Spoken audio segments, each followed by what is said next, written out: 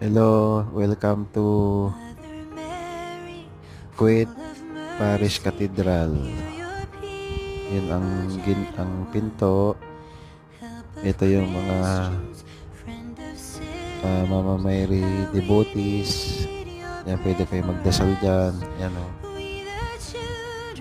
Kare-renovate lang yan. Yan.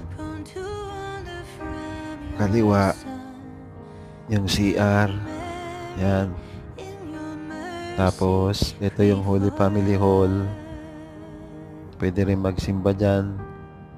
Lalo na pag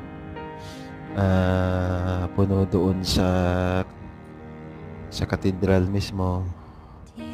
Tapos, ito naman yun sa kanan. Ito yung katedral doon. Oh. Yun yung katedral. Yan. Banta doon. Yun yung katedral.